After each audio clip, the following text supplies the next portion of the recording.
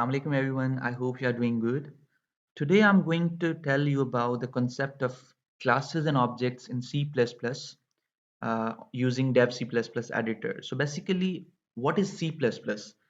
It is an object-oriented programming language. Everything in C++ is associated with classes and objects along with its attributes and methods. For example, if you take a real life example, in real life, a car is an object. The car has different attributes such as weight and color and methods such as drive and brake.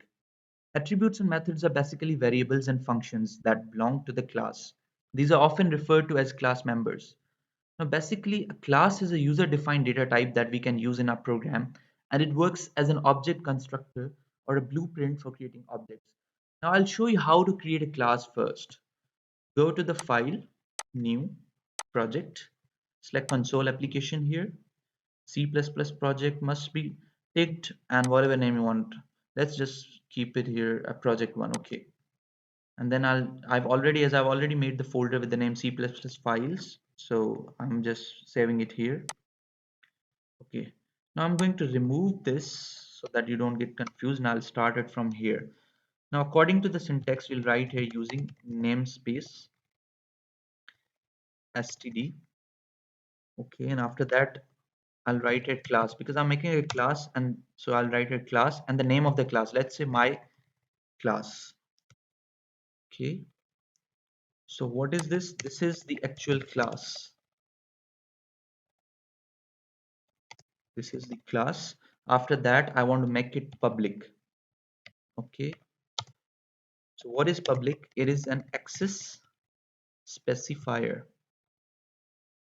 Fine. After that, let's say I'm taking integer data type with the name int mynum. So this is an attribute with the name int variable. Now I'm taking another data type with the name string my string. So this is another attribute which is string variable. I hope you're getting my point. So this is how you make a class. Now the class keyword is used, this keyword, this is used to create a class called my class, which is this one. The public keyword is an access specifier which specifies that members, attributes, and methods of the class are accessible from the outside. Inside the class, there is an integer variable with the name mynum and a string variable with the name mystring. So when variables are declared within a class, they are called attributes. At last, you can end the class with this semicolon, which is also called a statement terminator. You can end the class definition with a semicolon. Now, after that, in C++, an object is created from a class. So we have already created this class with the name my class. Now we can use this to create objects. So to create an object of my class, I'll first specify the class name followed by the object name. I'll show you how. I'll make the man method here, int man, okay, curly brackets, and then I'll write the class name here first, my class, and the name of the object, whatever name I want, space object. Let's say my obj. So now what is this? Create an object of my class. Just for your understanding, I'm writing the comments here so that you can understand it easily, whatever I'm doing. So after that, I'll, access attributes and set values. How? First of all, I'll write the name of the class, that is my obj. Then how I will call the variables. These are the variables that I've declared in the class above. So how I will call it, I'll just write a dot, and you can see these variables that I've declared above. So I'll select the first one and then the equal, and I'll just give it some value. Let's say 30. Statement terminator. Again, I'll call another variable with the same method, that is this one, and I'll just assign it some value. Let's say this is my class. After that, I'll print attribute values.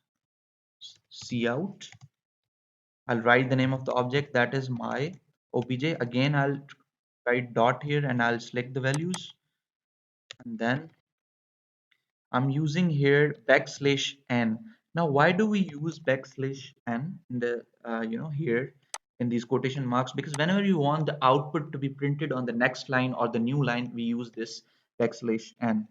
Again, cout is used for printing the output.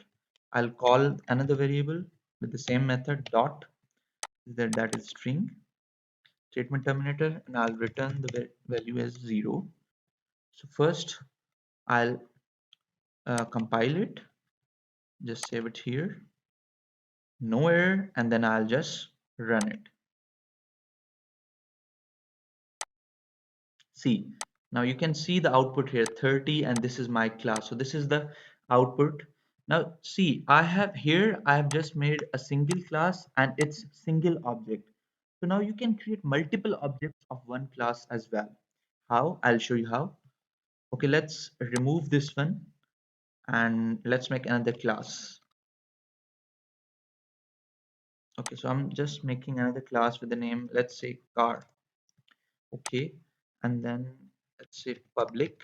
I'm making it public, and I'm taking string data type brand, and then string model, and then integer year. After that, let's make man method. Okay, I'll first create an object of the class, which is car. So with the same method, I'll create the object.